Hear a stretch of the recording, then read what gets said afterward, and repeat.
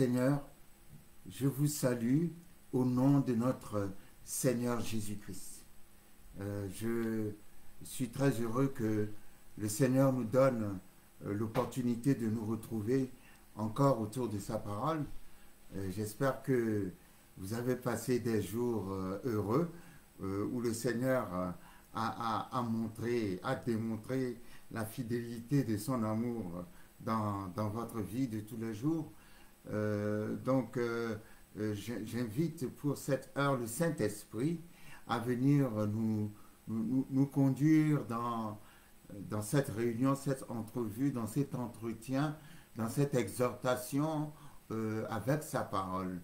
Et j'ai l'assurance que le Saint-Esprit ne viendra pas seulement nous conduire dans la parole, mais fera en sorte que cette parole-là renouvelle notre vie. Que cette parole qui est la parole de Dieu emmène la guérison, la délivrance, la restauration totale dans notre vie. C'est une parole qui est remplie d'espérance. C'est une parole qui est remplie de rêves. C'est une parole qui est remplie de rêves qui se réalisent.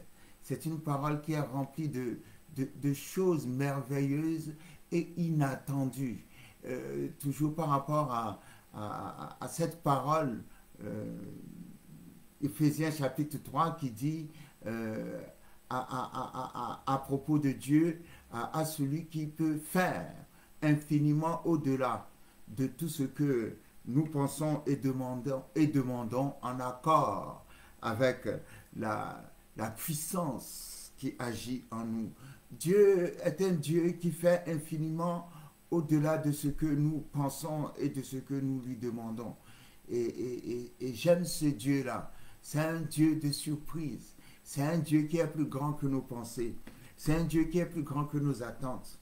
Et aujourd'hui, Dieu veut dire à quelqu'un, je ne suis pas le Dieu qui déçoit. Et même s'il m'arrive, selon toi, de prendre du temps avant de faire les choses, je suis toujours fidèle. Et quel que soit le temps que ça prendra, je finis toujours par accomplir ma parole. Car ma parole ne me revient pas sans avoir accompli son effet. De la même manière, la pluie tombe du ciel et féconde la terre. Et en fécondant la terre, elle produit de la semence et produit de la vie. De la même manière, ma parole qui sort de ma bouche ne me revient pas sans avoir accompli son effet. Je déclare les effets de la parole de Dieu dans ta vie ce matin. Je déclare la puissance de la parole de Dieu dans ta situation ce matin. La parole qui brise, la parole qui est dite, et parce qu'elle est dite, elle accomplit ce pourquoi elle a été dite. Que la parole de Dieu s'accomplit dans ta situation. Tu as besoin de guérison, reçois la guérison. Au nom puissant de Jésus-Christ de Nazareth, quelqu'un a besoin d'une ouverture financière, reçois l'ouverture financière. Quelqu'un a besoin de mariage, reçois ton mariage. Quel est ton problème? Quelle est ton attente? Ton attente trouve sa réponse dans la parole de Dieu. La parole de Dieu a créé toutes choses. La Bible dit que rien de ce qui a été créé n'a été créé sans elle. Et donc, ton aspiration, ton attente, ce que tu attends de Dieu, cette attente trouve sa satisfaction dans la parole de Dieu. Que la parole t'apporte ce dont tu as besoin. Que la parole te complète. Que la parole enlève toute frustration dans ta vie, tout désir vers lequel tu tends, tout désir honorable vers lequel tu tends et que tu n'arrives pas à toucher. Dans le nom puissant de Jésus-Christ, que la parole réalise ce désir dans ton cœur. Que la parole devienne pour toi une réalité, que la parole devienne pour toi ta vérité, que la parole prenne un corps dans ta situation, que la parole se fasse chair dans ta situation, que Dieu brise les chaînes, que Dieu t'enlève de la cage où l'ennemi t'a placé depuis des années parce que l'ennemi ne veut pas que tu évolues, que Dieu détruise ta prison, toute prison spirituelle dans laquelle l'ennemi t'a placé. Au nom puissant de Jésus-Christ, l'ange de Dieu vient te prendre par la main ce matin, comme il l'a fait avec Pierre. La Bible dit que Pierre était enchaîné. Il était enchaîné et puis entouré de gardes.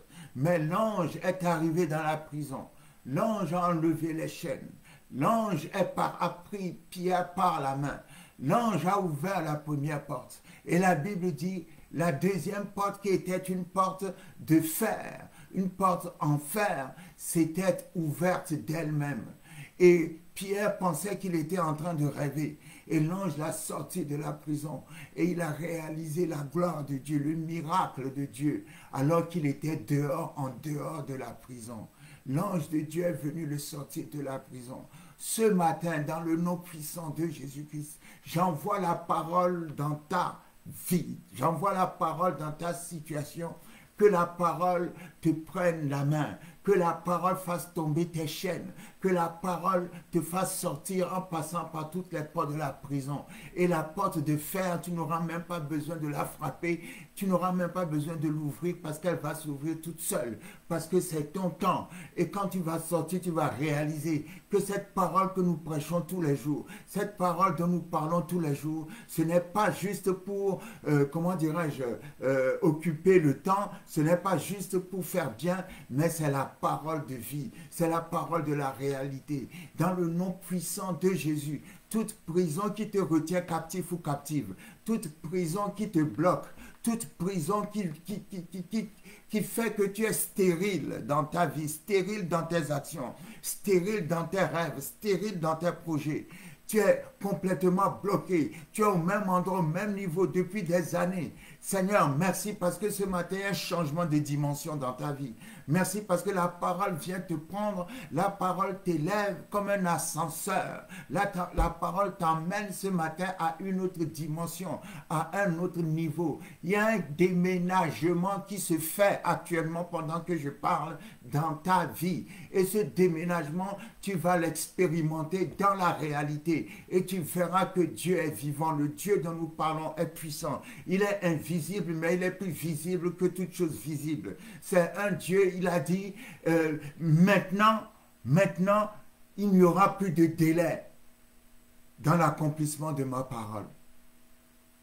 Car à l'instant où je parlerai, ce que je parlerai s'accomplira. Alors dans le nom puissant de Jésus-Christ, sors de ta prison ce matin. Tous les jougs qu'on a déposés sur toi, tous les fardeaux qu'on a déposés sur toi, nous les brisons ce matin dans le nom de Jésus. L'huile du Saint-Esprit brise les chaînes et enlève les fardeaux de ta vie. Seigneur, merci parce que les cages sont vides. Merci parce que les prisons sont vides. Je commande à tout esprit satanique et diabolique, les esprits qui viennent te visiter la nuit, les esprits qui viennent mettre des blocages dans tes projets, que tous ces esprits-là sortent de ta vie et aillent dans les lieux arides. Au nom puissant de Jésus-Christ de Nazareth. Seigneur, merci parce que tu fais perdre à Satan des territoires ce matin. Tu fais perdre à Satan des territoires. Que tous les démons de blocage libèrent la vie de tes enfants. Au nom de Jésus-Christ de Nazareth. J'ordonne à tout esprit de paralysie, tout esprit de pauvreté, tout esprit de maladie, tout esprit de sorcellerie qui t'a pris captif, de sortir de ta vie en cet instant précis. Au nom puissant de Jésus. Au nom puissant de Jésus. Au nom puissant de Jésus. Que l'huile fraîche du Saint-Esprit, la Bible dit, car la graisse enlève le fardeau et brise le joug. Que la graisse, l'onction, l'huile fraîche enlève de ta vie tout fardeau et brise tout joug ce matin. Au nom de Jésus, dans le nom puissant de Jésus. Ce matin, comme tu es comme cet anon. Cet anon, la Bible dit qu'il y avait un anon qui était gardé, attaché. Il était attaché et il était surveillé par ses maîtres pour qu'il reste attaché. Mais Jésus-Christ a envoyé ses deux disciples pour détacher cet anon. Que la parole arrive dans ton cœur, que la parole arrive dans ta maison ce matin comme les deux disciples de Jésus. Quand ils sont arrivés, ils ont détaché l'ânon. Les maîtres de l'ânon, parce que Jésus leur a dit, en détachant l'ânon, si les maîtres vous demandent pourquoi le faites-vous, dites parce que le Seigneur en a besoin. Ton heure est arrivée, le Seigneur a besoin de toi. Tout ce qui t'a toujours lié est délié ce matin, au nom puissant de Jésus-Christ de Nazareth. La Bible dit, quand ils sont arrivés, ils ont détaché l'ânon, les maîtres de l'ânon, ceux qui étaient là, les démons qui sont placés dans ta vie pour surveiller que tu es bloqué, ces démons-là, le temps est arrivé aujourd'hui, ils sortent de ta vie, tu sors de leurs mains, dans le nom puissant de Jésus-Christ de Nazareth. Il leur a dit, les disciples ont dit au maître de l'ânon, le Seigneur en a besoin. Le Seigneur en a besoin. Le Seigneur en a besoin.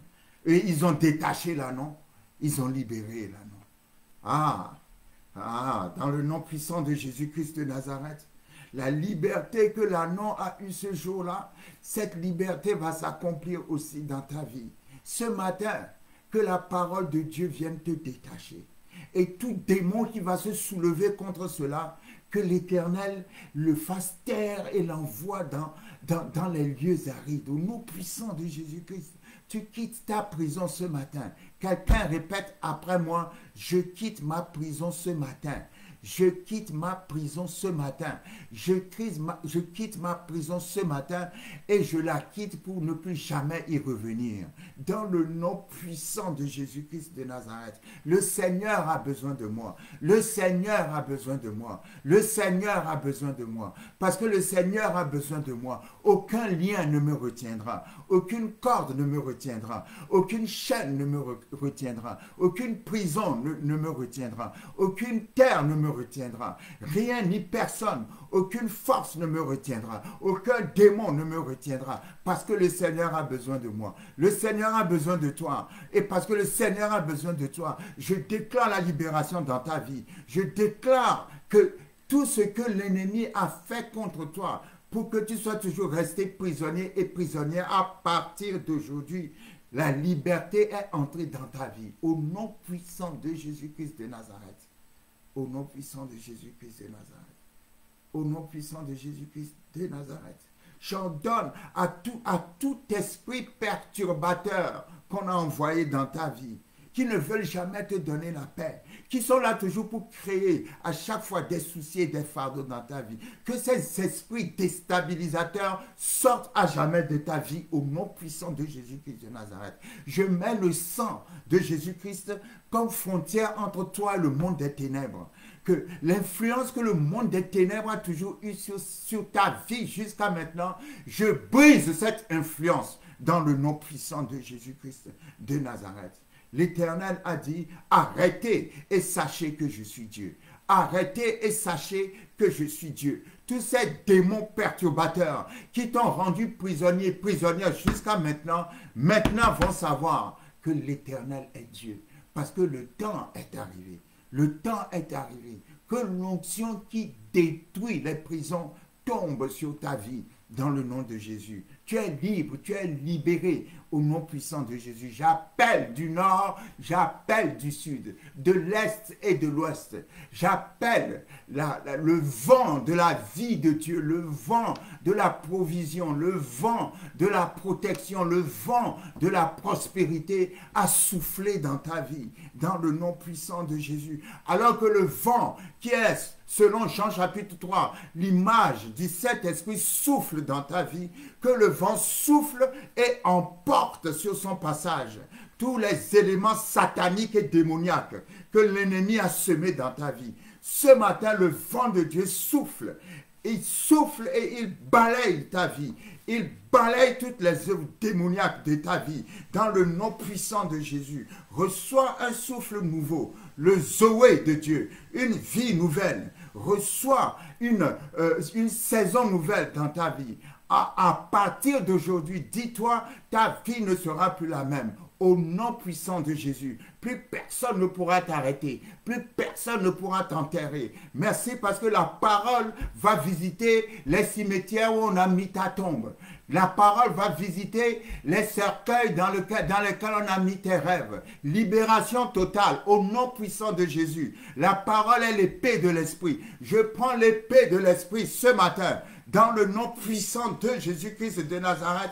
Avec l'épée de l'esprit, je coupe les liens. Avec l'épée de l'esprit, je coupe les chaînes. Avec l'épée de l'esprit, je coupe les portes qui ont été fermées dans ta famille depuis des siècles pour que tu ne te maries, pour que les gens ne se marient pas, ou que les mariages ne soient pas stables, ou que la prospérité ne soit pas stable dans la famille. Avec l'épée de l'esprit, nous brisons toutes ces portes. La Bible dit, élevez-vous portes éternelles, car le roi de gloire va faire son entrée. Ce matin, reçois la gloire de Dieu. Que la gloire rentre dans ta maison. Que la gloire rentre dans ta vie. Que la gloire rentre dans ta situation. Que la gloire se manifeste. La Bible dit, lève-toi, sois éclairé. Et regarde autour de toi, les ténèbres couvrent les peuples. Mais sur toi, sur toi, sur toi, sur toi, sur toi. Quelqu'un répète après moi, sur moi, sur moi, sur moi. Sur moi, sur moi, sur moi. La gloire de Dieu se lève ce matin.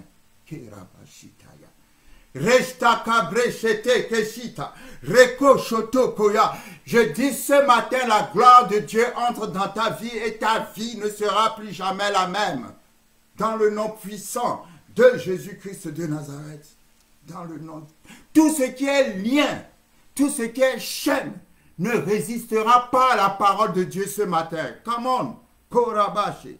Sors de tes liens, sors de ces chaînes, sors de ta prison. Je déclare la libération de Dieu. Que le feu de Dieu consume tout esprit démoniaque ou toute personne démoniaque. Come on. Qui est là seulement pour souhaiter ta mort. Qui est là seulement pour souhaiter ta paralysie. Que le feu consume tout esprit démoniaque et toute personne démoniaque. Ce matin, dans ta vie, tu ne seras plus le prisonnier des ténèbres. Koraba shete, keshitare, shete, keshete. Rostaka, brasta, kashita. Quelqu'un répète après moi, je suis libre. Par le sang de Jésus. Je suis libre. Mes finances sont libres. Mon foyer est libre. Mes enfants sont libres. Mon mari est libre. Ma femme est libre. Ma famille est libre. Dans le nom puissant de Jésus. Je ne suis plus en prison. Je suis libre. Dans le nom de Jésus. La parole de Dieu m'a libéré. La parole de Dieu m'a libéré. Que l'onction qui libère tombe sur toi ce matin.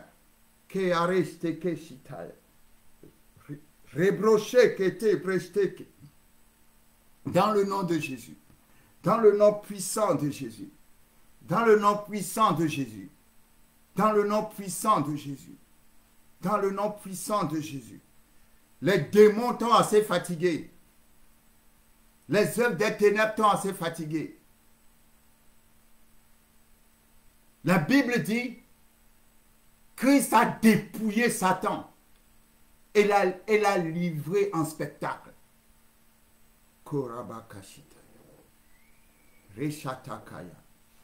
Le royaume des ténèbres ne doit plus te perturber parce qu'il a été dépouillé. J'interdis à l'ennemi de te fatiguer parce qu'on t'a assez fatigué.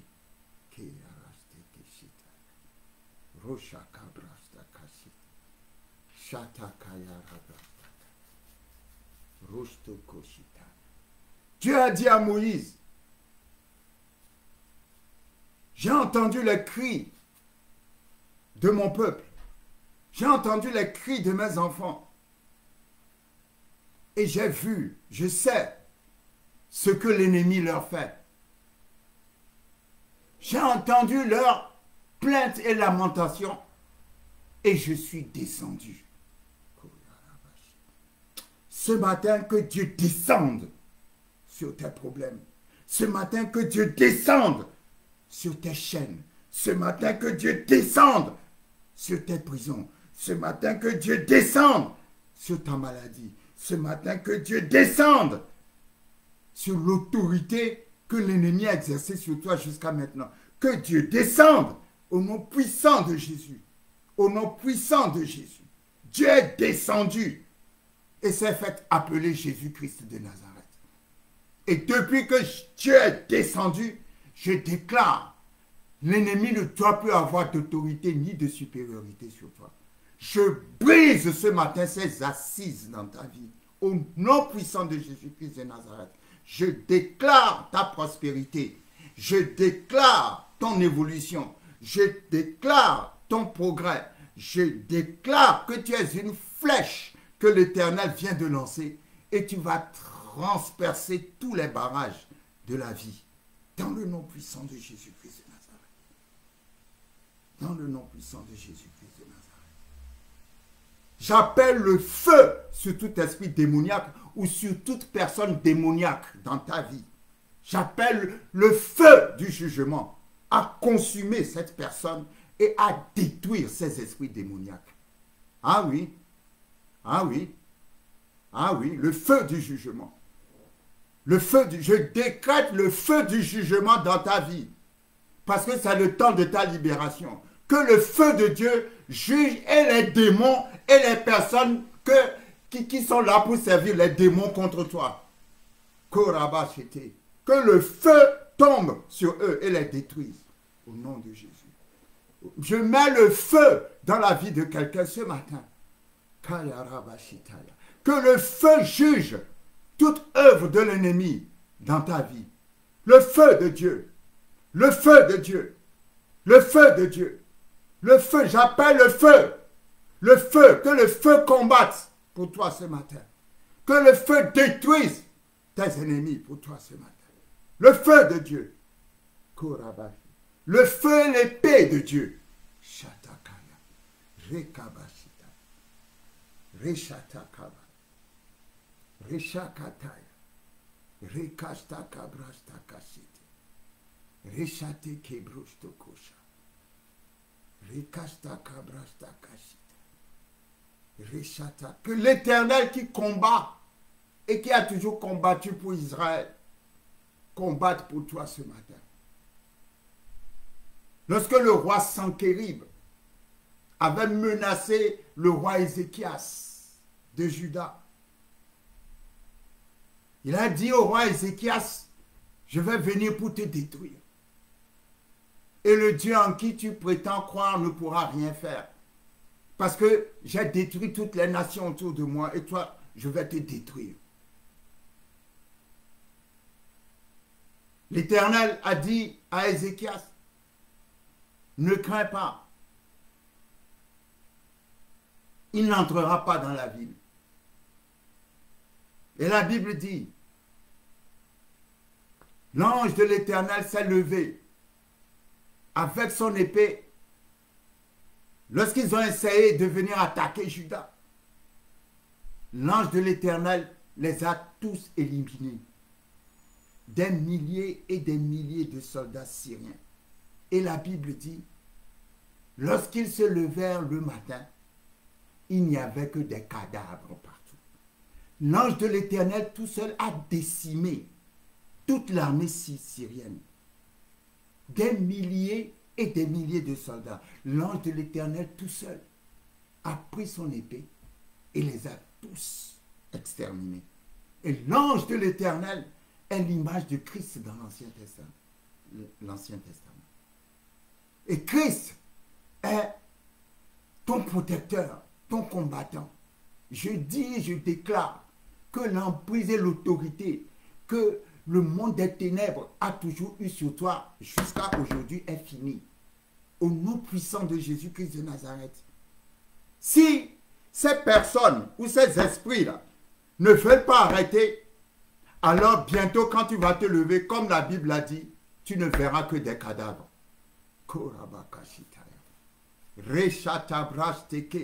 Quand l'ange de l'Éternel s'est levé pour Juda et pour Ézéchias, il a décimé, lui tout seul, toute l'armée syrienne.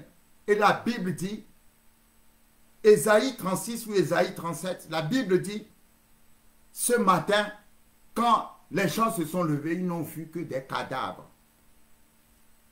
L'ennemi qui ne se répand pas, l'ennemi qui n'arrête pas de t'attaquer, bientôt tu verras ces cadavres. Tu verras les cadavres de tes ennemis. Je déclare, tu verras les cadavres de tes ennemis parce que assez c'est assez. Korabashi, Reshatakaya, Rekoshteke Breshte Kashita, Rekatabrashteke, Rekeshita. Tu es libre ce matin, dans le nom puissant de Jésus. L'ennemi qui va persister, l'ennemi qui va insister, alors le feu de Dieu va le juger. L'épée de Dieu va le juger, dans le nom de Jésus. Dans le nom puissant de Jésus. Dieu est puissant, Dieu est fort. Il y a des moments il se tait, il y a des moments il se lève. Dieu va se lever pour toi. Dieu s'est déjà levé pour toi. Ah, j'aime ça. J'ai entendu les cris de mes enfants et j'ai vu ce qu'on leur fait. Alors, je suis descendu. Shekaya, Rebakaya, Reshatakaya, Restakaya, Rebrocheteke, je suis descendu. Ah, je suis est descendu. Oh, come on. Come on, come on, come on.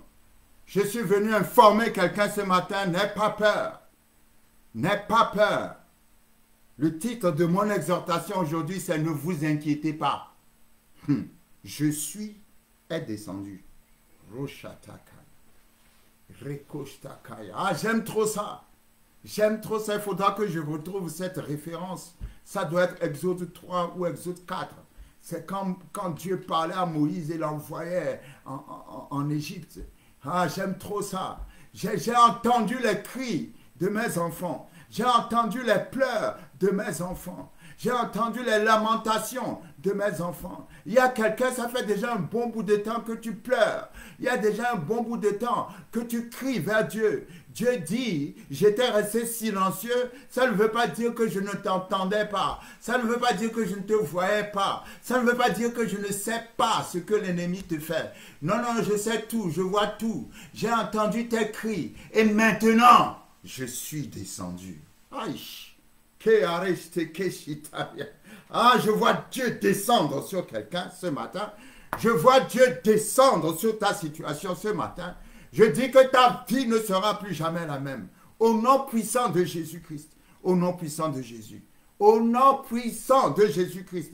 Maintenant, on est arrivé à une dimension où la parole va s'accomplir ou ne s'accomplit pas. Je dis tout démon ou toute personne démoniaque, si cette personne ne se repent pas, qui est là seulement pour te fatiguer. Et oui, tant que je serai vivant, tu n'auras pas la paix. Cette personne, tu verras son cadavre dans le nom de Jésus. Tu verras son cadavre. Et que le feu consume tout esprit démoniaque. Tous les esprits qui sont utilisés pour te mettre en prison. Tous les esprits qui ont été utilisés à cause des alliances de nos pères. Les alliances de nos pères ne doivent plus avoir d'autorité sur nous parce que nous sommes entrés dans une autre alliance.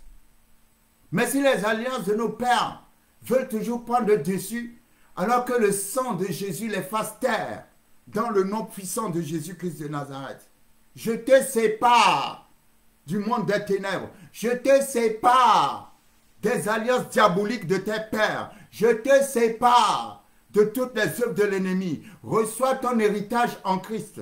Reçois ton héritage au travers du sang de Jésus-Christ de Nazareth.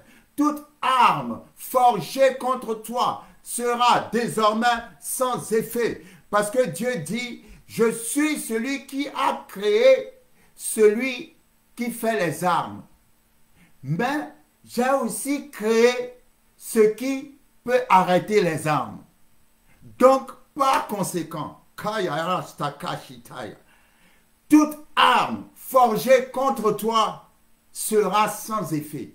Je répète, Ésaïe 54, je suis celui qui a créé le forgeron qui a fabriqué les armes. Mais j'ai aussi créé ce qui peut arrêter les armes. J'ai créé celui qui crée les armes et j'ai créé ce qui peut arrêter les armes. Donc, par conséquent, toute arme, oh, come on, que ce soit les vaudous, que ce soit les fétiches, que ce soit je ne sais pas quoi, quel que soit le nom de cette arme, la sorcellerie ou tout ce que vous voulez, toute arme, je dis toute arme, pas certaines armes, toute arme forgée contre toi sera sans effet. Je déclare sans effet. À partir d'aujourd'hui, il n'y aura plus d'effet satanique sur ta vie. Au nom de Jésus. Au nom de Jésus. Au nom puissant de Jésus-Christ. Au nom, leurs armes se retournent contre eux.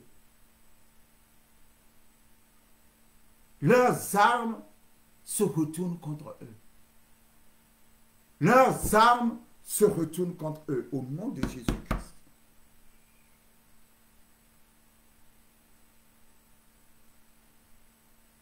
Merci Seigneur.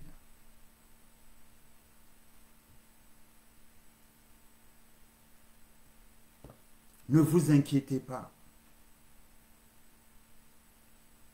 Depuis quelques semaines, nous sommes en train de méditer sur la prière de notre Seigneur.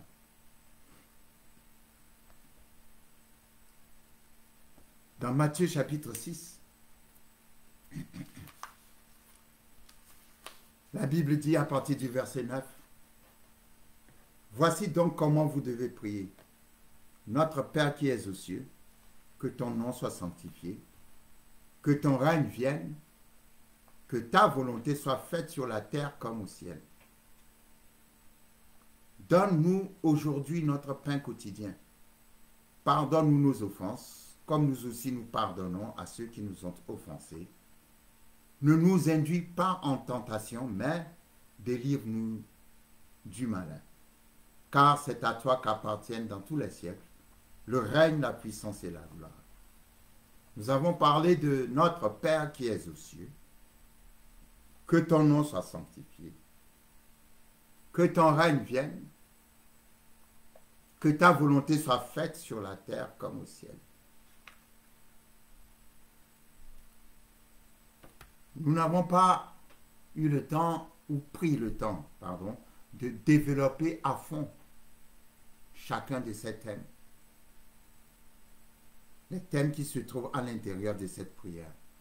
Mais nous avons brièvement parlé de ce que c'est que sanctifier son nom.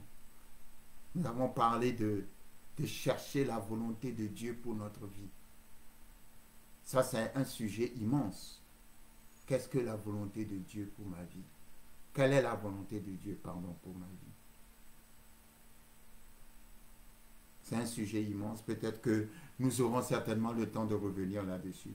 Mais une chose est sûre, pour connaître la volonté de Dieu, il faut d'abord connaître Dieu. Quand je dis connaître Dieu, il y a connaître et connaître. Dans le grec, il y a plusieurs dimensions, plusieurs niveaux de connaissance. On peut connaître quelqu'un parce qu'on a entendu parler de la personne. On peut connaître quelqu'un parce qu'on a juste rencontré la personne. Et on peut connaître quelqu'un parce qu'on est en relation intime avec la personne. Alors quand je dis, pour connaître la volonté de Dieu, il faut connaître Dieu, c'est-à-dire il faut développer une relation intime avec Dieu. Et c'est une question de, comment dirais-je, de marcher dans l'intégrité, de marcher dans la foi. Et ça prend du temps. Mais c'est au fur et à mesure que tu développes ta relation intime avec Dieu, que Dieu te révèle sa volonté pour ta vie. Et c'est très important, le développement de la relation intime avec Dieu. Et tout commence toujours par la clé, c'est quoi? Notre Père qui est aux cieux. Et pour qu'il soit notre Père, il faut que nous voyions, que nous allions vers lui, que nous recevions Jésus comme notre Seigneur et Sauveur, que nous soyons nés de nouveau.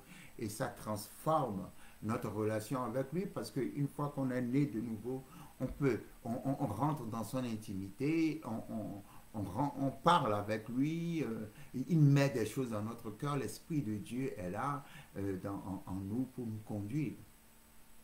Donc, connaître la volonté de Dieu, c'est d'abord développer cette intimité, développer une relation intime avec Dieu. Et je le dis toujours, hein, le Père de la foi, mais il y a une chose que nous devons aussi comprendre, c'est que la foi prend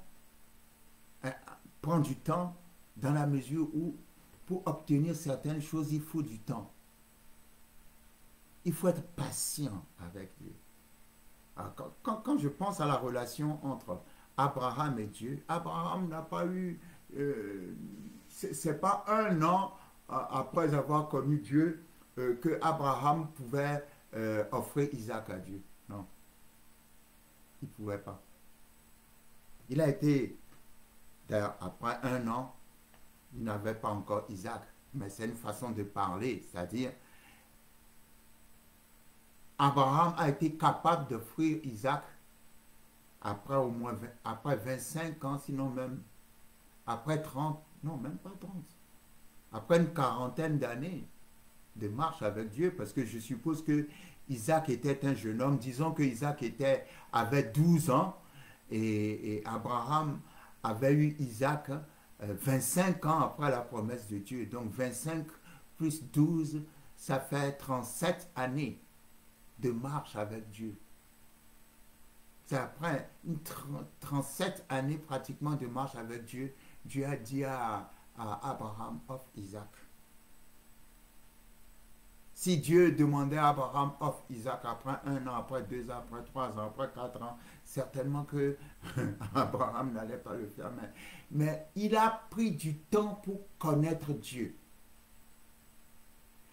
Il faut prendre du temps avec Dieu pour connaître Dieu. Et dans cette intimité, Dieu va t'ouvrir son cœur et te dire et montrer des choses. Abraham a pris du temps avec Dieu. Après avoir marché avec Dieu une trentaine d'années, il a suffisamment connu Dieu pour savoir, offrir Isaac. Non, ce n'est pas le diable qui me parle, c'est Dieu qui me parle. Pourquoi? Parce qu'il connaissait tellement Dieu, il ne pouvait pas se tromper sur sa voie. Moi, je n'allais pas offrir Isaac comme Abraham l'a fait, parce que j'allais dire, Dieu n'aime pas les sacrifices humains. Donc, c'est le diable qui me parle. Non, non. Abraham connaissait tellement Dieu que même lorsque Dieu lui a demandé quelque chose qui n'est pas de ses habitudes, il a quand même reconnu que c'est la voix de Dieu qui me parle. Il faut faire attention. Il faut faire attention à reconnaître, à savoir distinguer la voix de Dieu parmi les milliers de voix qui nous parlent. Et c'est à partir de là que Dieu va nous parler. C'est à partir de là que Dieu va nous révéler sa volonté. C'est à partir de là que nous allons comprendre la volonté de Dieu. Nous avons dans le livre des Actes cet exemple où les apôtres voulaient aller évangéliser dans une ville qui s'appelle Bithynie. Et la Bible dit dans le livre des Actes que quand ils ont décidé d'aller dans cette ville, le Saint-Esprit leur a dit non. Des fois, vous pouvez prendre une décision qui est très bonne, qui honore Dieu, mais Dieu dit non. C'est là où entre en jeu votre intimité avec Dieu, votre relation avec Dieu. Pourquoi tu dis non, Seigneur? C'est Jésus qui a dit allez de toutes les nations, faites des disciples. Maintenant, il s'apprête à aller en Bithynie, Dieu dit non. Mais Seigneur,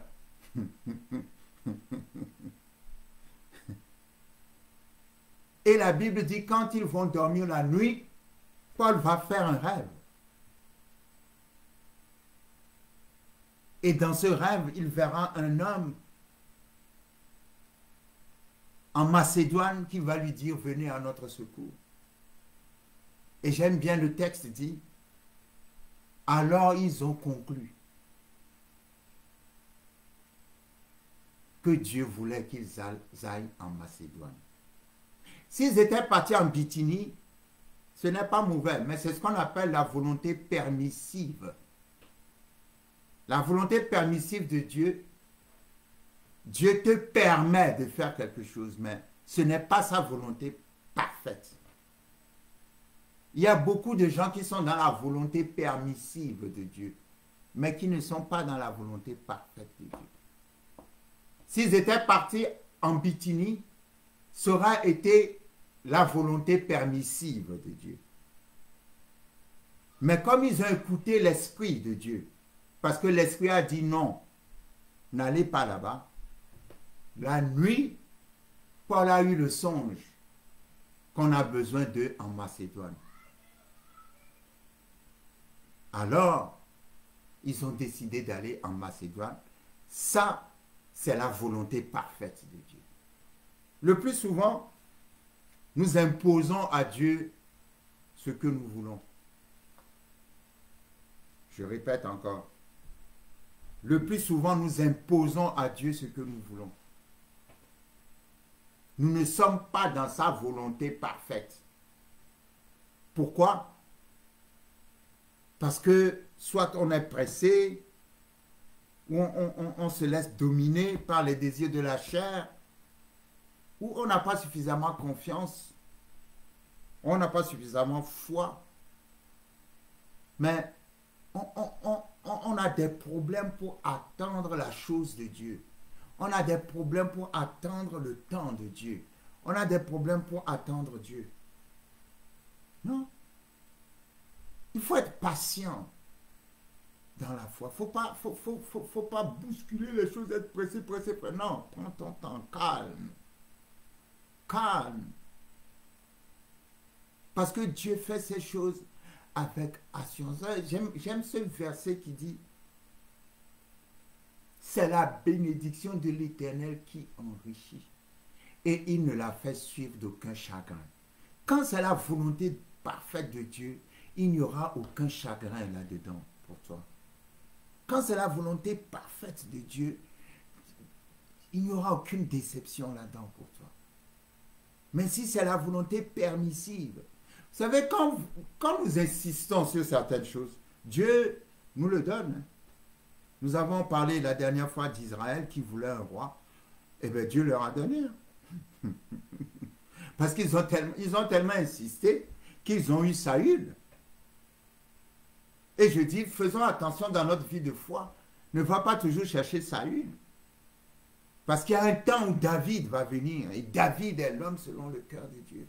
Il faut chercher les choses selon le cœur de Dieu, pas selon la soif de ta chair ou selon ton cœur. Selon le cœur de Dieu. Seigneur, est-ce que cet homme-là qui veut m'épouser, c'est un homme selon ton cœur? Seigneur, est-ce que cette femme-là, c'est une femme selon ton cœur? Je ne veux pas faire d'erreur. Mais fais en sorte, Seigneur, que je ne me trompe pas. Parle-moi. Pas, Seigneur, je l'aime, oui, voilà, Seigneur, je te rends grâce, je l'ai trouvé, oui, et ceci, et cela. Non. Doucement. Doucement. Il n'y a pas de précipitation. Je vais vous dire quelque chose. Hein.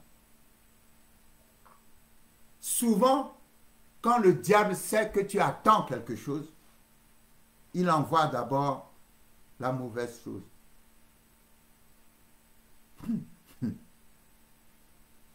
Ah, je répète. Quand le diable sait que toute ton attention, c'est sur quelque chose que tu attends, il va d'abord tout faire. Si tu n'as pas le discernement, comment? Si tu n'as pas d'intimité avec Dieu, il envoie toujours d'abord la mauvaise chose. C'est pour cela que la communion avec Dieu est très importante. Pour connaître la volonté de Dieu, il faut être lié à Dieu. Il faut marcher près de Dieu, il faut marcher avec Dieu. Que ta volonté soit faite. C'est tout un thème qui demande une grande profondeur.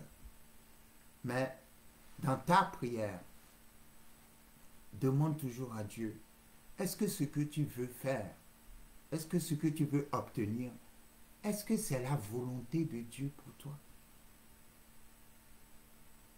C'est très important. Parce que quand tu es dans la volonté parfaite de Dieu, il n'y a pas de chagrin. Il n'y a pas de chagrin. Donc, le verset suivant dit, « Donne-nous aujourd'hui notre pain quotidien. » Il y a une autre version qui dit, « Donne-nous aujourd'hui notre pain de ce jour. » Donne-nous aujourd'hui notre pain de ce jour. Le pain de ce jour. La Bible n'a pas dit, donne-nous aujourd'hui le pain de demain.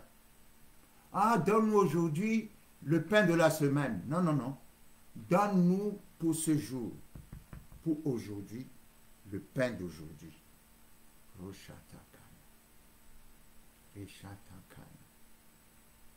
Ça ne veut pas dire que Dieu ne veut pas que tu planifies. Non, c'est très important de planifier. Les visionnaires planifient toujours. Un visionnaire, c'est quelqu'un qui planifie. La vision est un plan divin.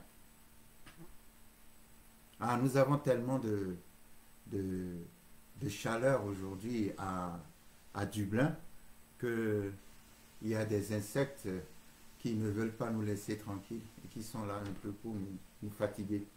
Donc ne faites pas trop attention si j'ai des gestes brusques et bizarres. Ce sont les mouches que la chaleur a suscité. Oui, donc je disais, je ne sais même plus ce que je disais, mais ce n'est pas un problème. Le pain représente beaucoup de choses. Quand la Bible dit « Donne-nous le pain quotidien, le pain de ce jour », c'est tout ce qui va se passer dans la journée qui constitue le pain de la journée. Ton travail fait partie du pain. Ta relation avec ta femme, tes enfants font partie du pain. Tout ce que tu vas faire, tes rencontres, ça fait partie du pain. Ce que tu vas manger, parce que le pain, ce n'est pas seulement ce que tu vas manger. C'est donne-nous le pain de ce jour.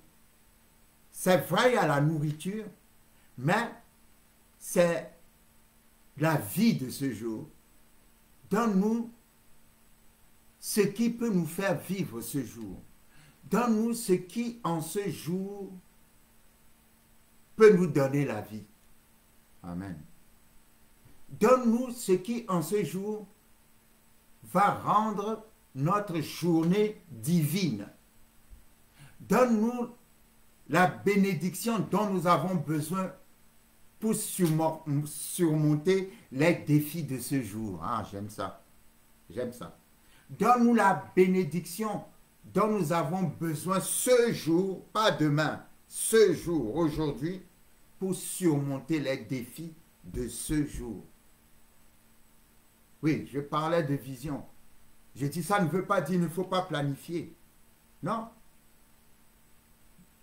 Nous devons planifier, mais nous devons avoir la foi pour chaque jour. C'est-à-dire, chaque jour, pour nous, est un élément nouveau. Et il y a quelque chose de puissant. Quelqu'un n'a qu'à me suivre. Il y a quelque chose de puissant. Dieu considère chaque jour comme un élément différent du jour d'hier et du jour de demain. Les jours se ressemblent, mais les jours ne sont pas les mêmes. Parce que chaque jour porte la bénédiction du jour. Chaque jour a sa particularité et sa, singularité. Et quand Jésus-Christ a donné la prière, il a bien précisé, donne-nous aujourd'hui le pain de ce jour. C'est ça, c'est sur ça que je veux me positionner. Lorsque nous lisons Matthieu chapitre 6, Jésus parle et Jésus dit, c'est pourquoi je vous dis, ne vous inquiétez pas pour votre vie de ce que vous mangerez, ni pour votre corps de quoi vous serez vêtu. La vie n'est-elle pas plus que la nourriture et le corps plus que le vêtement? Regardez les oiseaux du ciel, ils ne sèment ni ne moissonnent, et ils n'amassent rien dans les greniers, et votre Père céleste les nourrit. Ne valez-vous pas beaucoup plus qu'eux? Qui de vous, par ces inquiétudes, peut ajouter une coudée à la durée de sa vie? Et pourquoi vous inquiétez au sujet des vêtements? Considérez comment croissent les lys des champs. Ils ne travaillent ni ne filent. Cependant, je vous dis que Salomon, même dans toute sa gloire, n'a pas été vêtu comme l'un d'eux. Si Dieu revêt ainsi l'herbe des champs qui existe aujourd'hui et qui demain sera jetée au feu, ne vous vêtira-t-il pas à plus forte raison, gens de peu de foi? Ne vous inquiétez donc point, et ne dites pas que mangerons-nous, que boirons-nous, de quoi serons-nous vêtus? Car toutes ces choses, ce sont les païens qui les recherchent. Votre Père céleste sait que vous en avez besoin. Cherchez premièrement le royaume et la justice de Dieu, et toutes ces choses vous seront données par-dessus. Ne vous inquiétez donc pas du lendemain, car le lendemain aura soin de lui-même. À chaque jour suffit sa peine. À chaque jour suffit sa peine.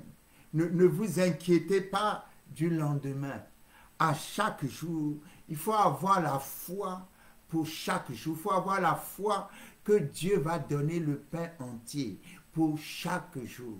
Ne t'inquiète pas de ce que la journée de demain va être. Inquiète-toi, si je peux m'exprimer ainsi, plutôt de ce que la journée d'aujourd'hui va être. Le pain de ce jour. Le pain de ce jour. Parce que chaque jour, Dieu fait un pain qui est différent. Et le pain d'aujourd'hui est différent du pain de demain. C'est trop fort parce que ça veut dire que chaque jour, Dieu est le même, mais il est un nouveau Dieu. Je répète, chaque jour, Dieu est le même, mais il est nouveau. Dieu est nouveau chaque jour tout en restant le même. Ouais. Dieu est nouveau chaque jour tout en restant le même. Un jour pour Dieu est une nouvelle histoire. En un jour, Dieu peut refaire ton histoire. En un jour, Dieu peut tout refaire dans ta vie. Donc, chaque jour est un pain qu'il prépare. Chaque jour, je ne sais pas comment dire. Chaque jour, Dieu est nouveau. Dieu dit, je ne vais pas ramener les erreurs de ton passé dans le jour de demain. Si tu as commis des fautes et des erreurs, je te pardonne et le jour de demain sera comme si je ne l'étais jamais connu. C'est comme si je viens juste de faire ta rencontre. Parce que je suis le même, mais je suis nouveau pour toi chaque jour. Ah, come on! Ça veut dire chaque jour, tu as la grâce et l'opportunité de recommencer encore.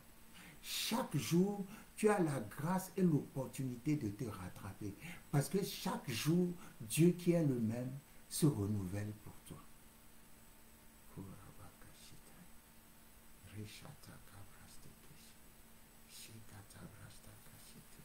Donne-nous le pain de ce jour. Parce que j'ai un pain pour chaque jour. Vous savez, quand le peuple de Dieu était dans le désert,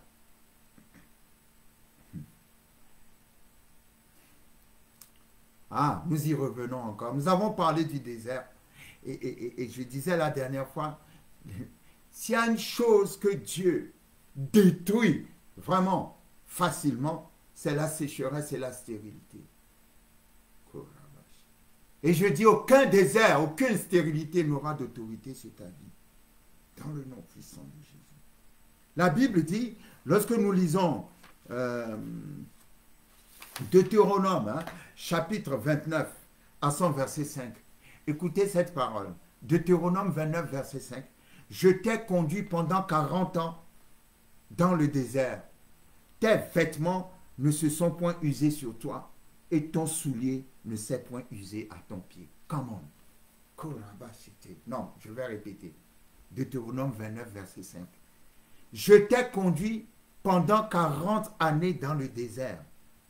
Tes vêtements ne se sont point usés sur toi, et ton soulier ne s'est point usé à ton pied. Pendant 40 ans dans le désert, leurs habits grandissaient sur eux quand ils grandissaient physiquement, et les souliers grandissaient à leurs pieds quand ils grandissaient physiquement. Pendant 40 ans, il n'y a pas eu de pressing dans le désert. Pendant 40 ans, ils étaient dans le même habit, mais cet habit et les chaussures ne s'étaient pas usés.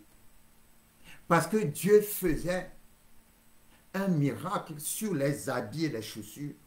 Les chaussures grandissaient à leurs pieds au fur et à mesure qu'ils grandissaient, et les habits aussi grandissaient sur eux. Oh non, je ne sais pas, je ne sais pas. Mais si Dieu peut entretenir son peuple dans le désert, le désert n'a pas d'autorité sur toi. Quelqu'un dit après moi, le désert n'a pas d'autorité sur moi. Parce que dans le désert, Dieu pourvoit toujours. Dans le désert, il n'y avait pas de restaurant, mais ils ont mangé. Il n'y avait pas de boucherie, mais la Bible dit Dieu a fait souffler. Exode chapitre 16, Dieu a fait souffler le vent, qui est l'image du Saint-Esprit. Que le vent souffle dans ta maison, que le vent souffle dans ta vie et t'apporte ce dont tu as besoin. Le vent soufflait à emmener des oiseaux, des cailles dans le désert. Ils étaient dans le désert, il n'y avait pas de boucherie dans le désert, il n'y avait pas de boulangerie dans le désert, mais ils ont mangé de la viande, ils ont eu de la nourriture qui tombait du ciel. Dieu les a entretenu leurs chaussures, entretenu leurs habits pendant 40 ans d'une manière surnaturelle. Aucune stérilité ne te vaincra. Aucune sécheresse ne te vaincra. Je maudis tout désert dans ta vie, au nom puissant de Jésus-Christ, parce que Dieu brise le désert. Dieu brise le désert. Oui, l'idéal n'est pas de rester dans les mêmes habits pendant 40 ans, mais c'est quand même un grand miracle. C'est quand même un grand miracle pour des gens qui étaient dans le désert. Tout désert que le diable amène dans ta vie, Dieu va accomplir des choses surnaturelles dans ce désert. Le désert n'aura aucune autorité sur toi. Aucune autorité sur toi. On verra des eaux jaillir dans ton désert, dans le nom puissant de Jésus-Christ de Nazareth. Dans le nom puissant de Jésus-Christ de Nazareth. Dans le nom puissant de Jésus-Christ de Nazareth. Le pain quotidien, le pain de tous les jours. Jésus dit, ne vous inquiétez pas. Parce qu'à chaque jour suffit sa peine. Dans le désert, quand nous lisons Exode 16, la manne, Dieu faisait tomber une nourriture qu'on appelle manna, la manne du ciel. La manne couvrait le camp chaque matin. Et Dieu a dit, vous n'avez pas le droit de prendre la manne et d'en garder pour demain. Non, non. Vous devez prendre la manne du jour. Mais malgré cela, il y en avait qui prenaient la manne pour la garder pour le lendemain et entre-temps, la manne pourrissait.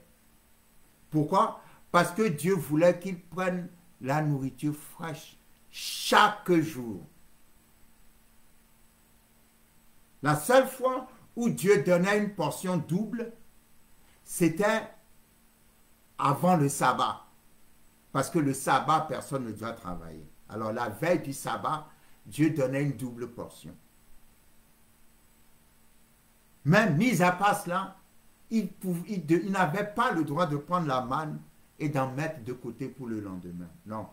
La manne est uniquement pour le jour en question.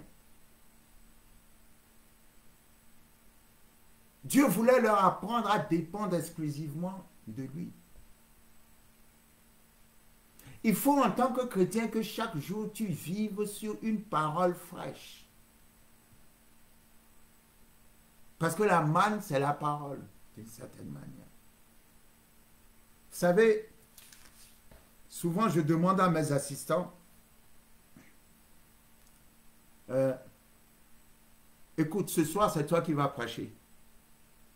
Alors, ils me disent, oh, mais pasteur, il fallait m'avertir avant. Non, non, on n'a pas besoin de t'avertir parce que tu es supposé avoir la manne du jour.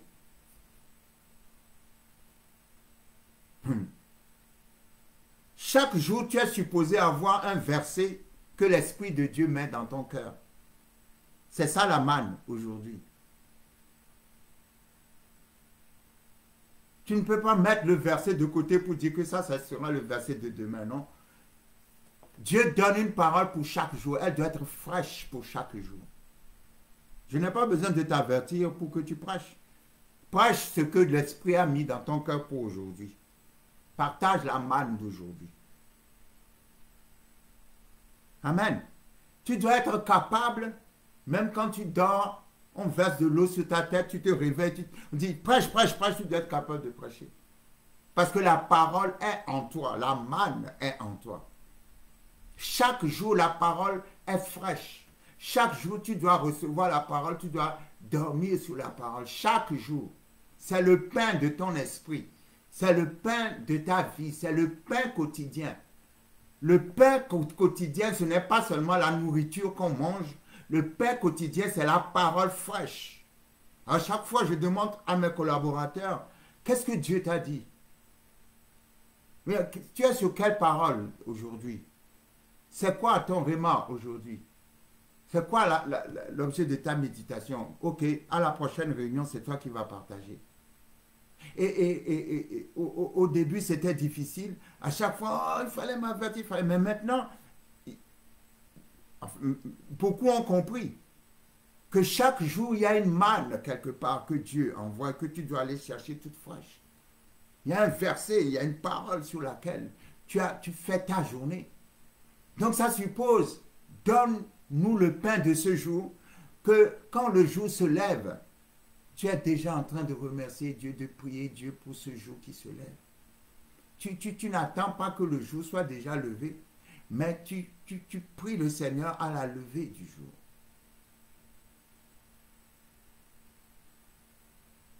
Pour que la journée, avec toutes ses activités, avec tout ce qui va s'y passer, soit un pain béni pour toi.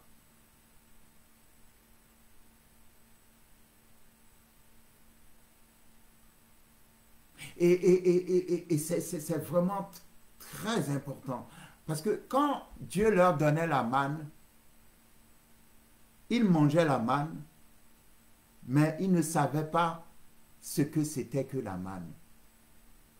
Je ne sais pas quel goût ça avait, mais ils ne savaient pas ce que c'était, mais c'était la manne. Je suppose que c'était comme du pain, je ne sais pas, mais le mot manne ou mana signifie qu'est-ce que c'est? Ça, c'est extraordinaire. Man signifie, la signification du mot man, c'est qu'est-ce que c'est? Donc, il mangeait une nourriture qui s'appelait qu'est-ce que c'est? Ça veut dire quoi? Ça veut dire Dieu est la réponse à ton qu'est-ce que c'est? Oh, come on. Qu'est-ce que c'est ton besoin? Si c'est la guérison, je suis la guérison. Qu'est-ce que c'est ton besoin? Si c'est la prospérité, je suis la prospérité. Qu'est-ce que c'est ton besoin? Si c'est la délivrance, je suis la délivrance. Qu'est-ce que c'est ton besoin? Si c'est la joie, je suis la joie. Donc, il mangeait une nourriture, il mangeait qu'est-ce que c'est? Aujourd'hui aussi, nous mangeons qu'est-ce que c'est? À la différence, comme dit Jésus, nos pères ont mangé la manne, vos pères ont mangé la manne dans le désert, ils sont morts. Come on. Mais moi, je suis la manne vivante qui descend du ciel. Celui qui me mange ne mourra jamais. Come on. Courage, tekeshete. Rebos takashitaya. Reshataka yeresteke. Et la manne vivante, la manne qui donne la vie éternelle, qui s'appelle Jésus-Christ de Nazareth, c'est la parole du jour. Donne-nous le pain de ce jour. C'est la parole du jour. C'est la réponse à ton qu'est-ce que c'est. Dans la parole du jour, il y a la réponse à ton qu'est-ce que c'est. Donne-nous aujourd'hui le pain d'aujourd'hui. Donne-nous aujourd'hui le pain de ce jour. Nous honorons ce jour. Et nous l'honorons avec la foi que ce jour, non seulement va nous apporter le pain divin, ce jour va nous apporter tout ce qu'il y a de divin. Et ce jour sera différent de demain. Parce que le jour de demain sera encore un jour nouveau. Quand on a la foi, chaque jour est un jour nouveau. Parce que chaque jour, Dieu est le même, mais il se renouvelle. Aujourd'hui, la journée s'est passée de telle façon. Mais demain, la journée peut se passer aussi autrement. Les jours passent, les jours se ressemblent, les jours ne sont pas les mêmes. Alors nous rendons grâce à Dieu chaque jour. Jésus a dit, ne vous inquiétez point. Cherchez premièrement le royaume et la justice de Dieu. Et toutes ces choses vous seront données par-dessus. Cherchez premièrement le royaume et la justice de Dieu. C'est quoi le royaume et la justice de Dieu? Vous savez, dans la prière que Jésus a donnée, qu'est-ce qu'il a dit? Il a dit que ton nom soit sanctifié, que ton règne vienne, que ta volonté soit faite sur la terre comme au ciel.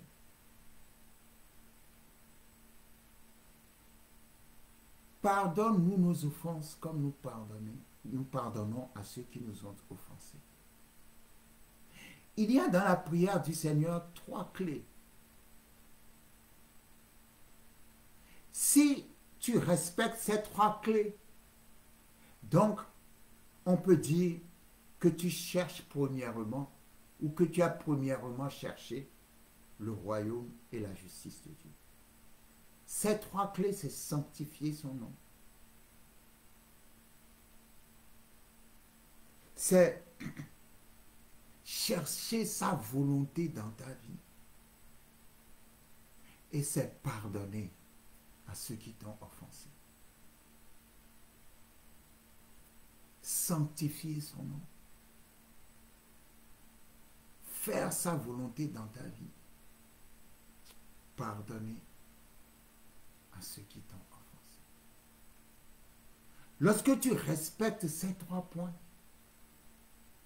il dit, tout ce dont vous avez besoin vous sera donné par-dessus. C'est-à-dire, il y aura des choses qu'on n'aura pas le temps de demander, qu'il nous l'aura déjà donné. Come on, come on. Dieu est un Dieu de principe.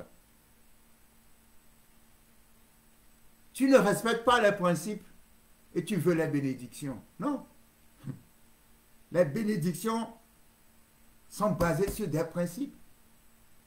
Que ton nom soit sanctifié. Que ta volonté soit faite. Pardonne-nous nos offenses, comme nous pardonnons à ceux qui nous ont offensés. Il y a des gens qui récitent cette prière qui sont des menteurs de première classe. et qui ne font en fait qu'empirer leur cas. Parce qu'ils disent, pardonne-nous nos offenses comme nous avons pardonné à ceux qui nous ont offensés alors qu'ils n'ont jamais pardonné. Pourquoi? Parce que la prière est devenue récitation. Il faut faire attention. Si tu pries, tu jeûnes, tu fais tout ce qu'il faut, mais tu gardes les gens dans ton cœur, tu perds ton temps. Tu pries, tu jeûnes, mais tu ne sanctifies pas le nom de Dieu. Tu utilises le nom de Dieu en vain. Tu perds ton temps. Tu pries, tu jeûnes, et tu ne fais que ta volonté, tu ne cherches pas la volonté de Dieu pour ta vie, tu perds ton temps.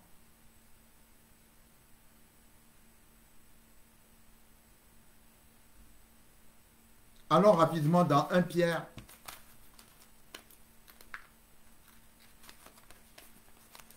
L'épître de Pierre, 1 Pierre chapitre 3. C'est une épître qui donne des conseils et dans laquelle se trouve aussi une clé qui est très, très, très, très importante.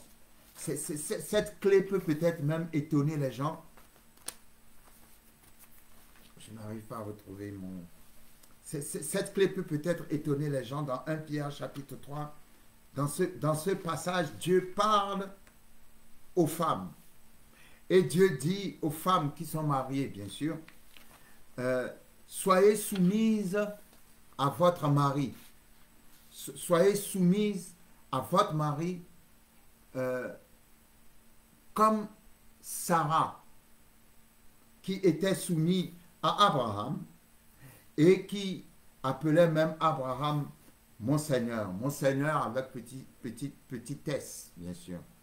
Et le passage dit, soyez soumises à vos maris, en sorte que vos maris puissent être gagnés à l'évangile, sans qu'on ait forcément besoin de leur prêcher la parole, parce que la manière dont vous leur parlez, la manière dont vous les traitez, la manière dont vous vous conduisez avec eux est tellement exemplaire que les maris eux-mêmes se disent, non, on a envie de connaître ton Dieu. Donc, quand on parle de soumission, on parle d'attitude.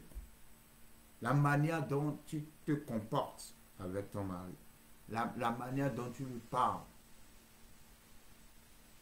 Il faut lui montrer du respect. Être soumise ne veut pas dire que tu es inférieur et tu es là pour faire tout ce qu'il te commande. Non, ça n'a rien à voir. La Bible dit dans Philippiens chapitre 2, suivez-moi bien, Christ n'a pas regardé son égalité avec Dieu, mais il a choisi de s'humilier, même jusqu'à la mort de la croix.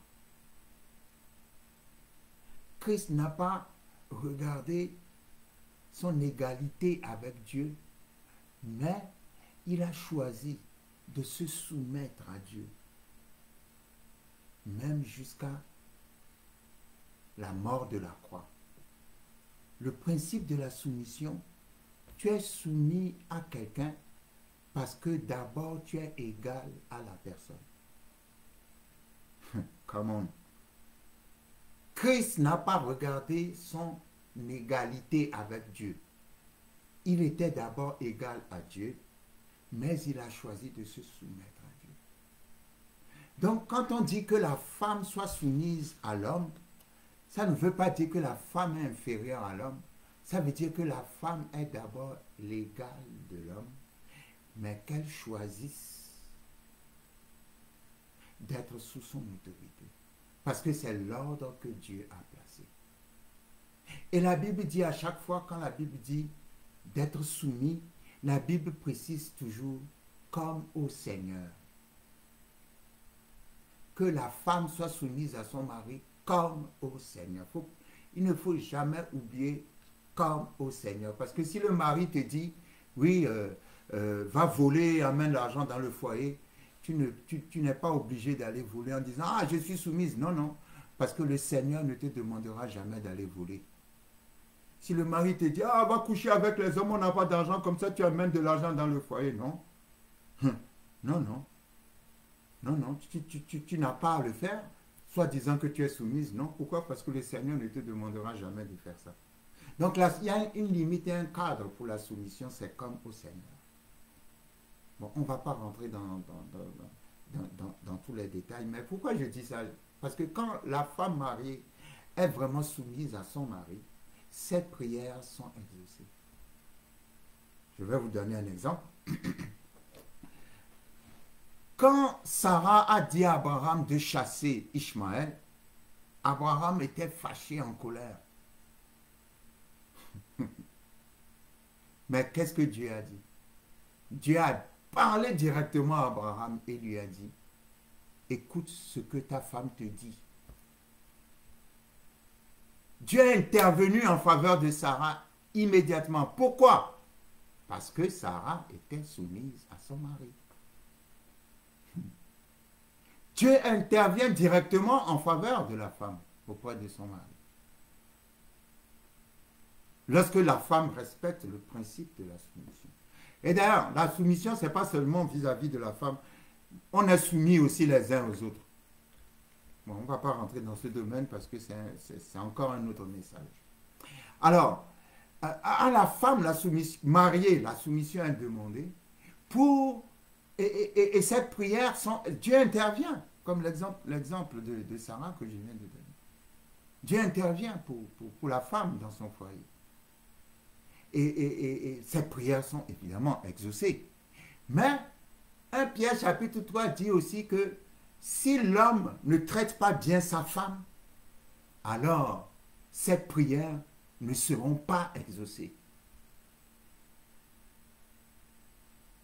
Donc l'homme doit bien traiter sa femme.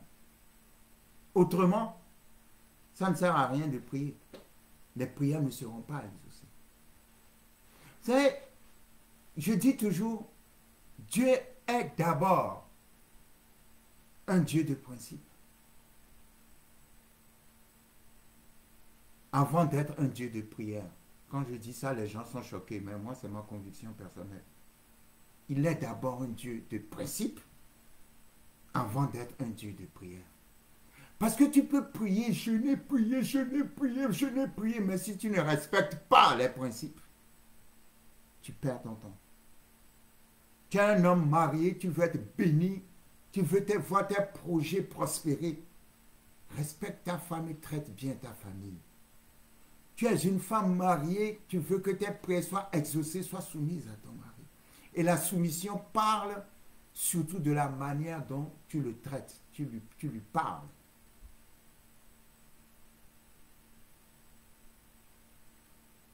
C'est très important, ce sont des principes.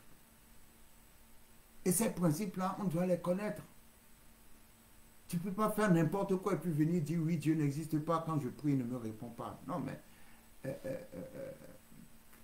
tu vis comment?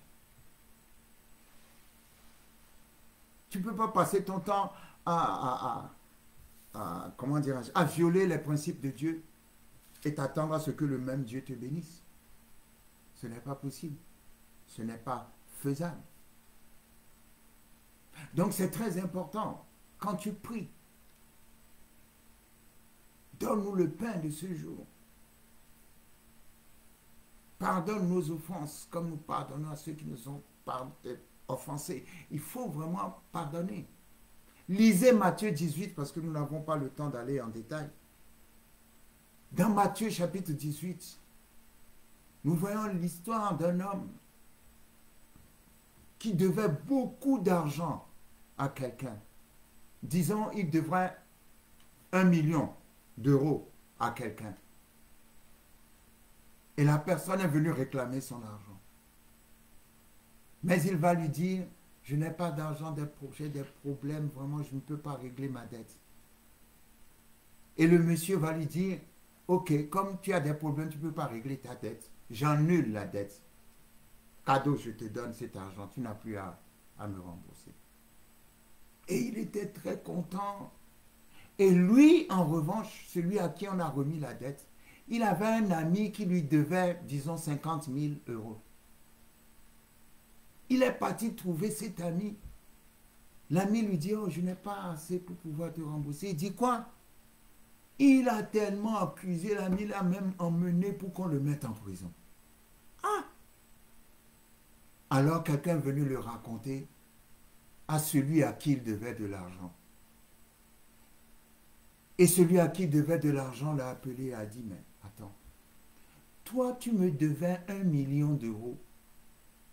Je t'ai fait grâce en disant, tu n'as pas d'argent. Ne peux-tu pas faire la même grâce à ton ami qui te devait 50 000 euros?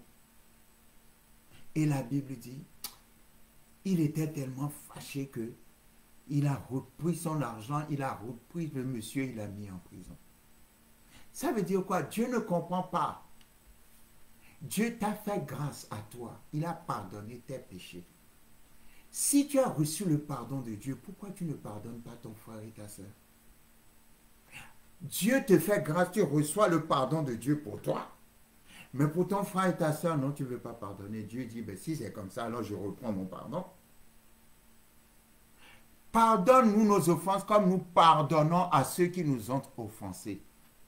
Donc il faut vraiment, si tu n'arrives pas à pardonner, Romains 5,5 dit que l'amour de Dieu a été répandu dans notre cœur par le Saint-Esprit. Demande au Saint-Esprit de te donner la force pour pouvoir pardonner. Parce que tu dois pas. Si tu ne peux pas pardonner, alors ta prière ne sera pas exaucée. Donc tu dois apprendre à pardonner. C'est très important. C'est très important. C'est très très important. Il y a des principes de base que nous ne pouvons pas contourner. Et la prière continue en disant, pardonne-nous nos offenses comme nous pardonnons à ceux qui nous ont offensés. Ne nous soumets pas à la tentation. D'autres traductions disent, ne nous induis pas en tentation, mais délivre-nous du malin.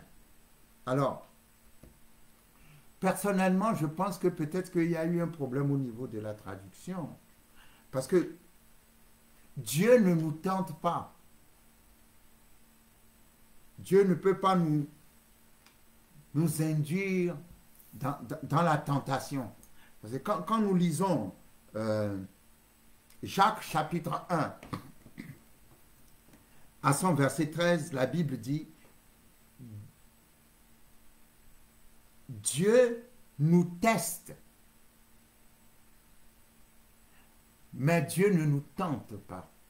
Il y a une différence entre un test et une tentation. 1 Corinthiens chapitre 10, verset 13 dit, il ne permettra pas que nous soyons tentés au-delà de nos forces. Dieu ne nous tente pas. Dieu nous teste. C'est plutôt l'ennemi qui nous tente. Donc, j'aime bien, pour ce verset, la traduction, il y a une traduction, la traduction Alfred Cohen. La traduction Alfred Cohen, Cohen, K-U-E-N. La traduction Alfred Cohen dit, garde-nous de céder à la tentation. Et je préfère cette traduction plutôt que ne nous induis pas en tentation, parce que Dieu ne nous tente pas. Mais garde-nous de céder à la tentation. Amen. Donc, pour, comment dirais-je, résumer, lorsque nous voyons la prière que Jésus a donnée, en disant voici comment il faut prier, nous voyons que c'est une prière qui est basée sur des conditions et sur des principes. Et nous avons besoin de respecter ces conditions et ces principes pour que nos prières puissent être vraiment efficaces. Alors, il nous gardera afin que nous ne soyons pas, afin que nous ne tombions pas dans la tentation. Et je prie dans le nom puissant de Jésus-Christ. La tentation, c'est tout piège que l'ennemi tend sur ton chemin pour te détourner de Dieu. Et je prie ce matin que Dieu te garde afin que tu ne tombes dans aucune tentation. Seigneur, merci pour ta parole. Tu as dit, je suis le pain de la vie. Celui qui me mange n'aura plus jamais faim, n'aura plus jamais soif. Celui qui croit en moi n'aura plus jamais faim, n'aura plus jamais soif. Seigneur, merci de ce que chaque jour, tu nous donnes le pain de ce jour. Merci parce que chaque jour, tu fais une chose nouvelle dans la vie de tes enfants. Merci parce que tu as été le pain et tu es le pain qui nous donne la vie éternelle. Et parce que tu as voulu nous donner la vie éternelle, tu as été sur la croix. Nous te remercions pour la croix, Seigneur. Et alors que nous mangeons ce pain, nous mangeons la guérison et la délivrance. Merci Seigneur pour ton sang précieux qui a été versé pour nous. Merci pour ton sang précieux Seigneur. Que ton sang nous lave Seigneur. Que ton sang nous justifie Seigneur. Que ton sang détruise tout virus, toute semence de maladie dans notre corps. Dans le nom puissant de Jésus-Christ de Nazareth.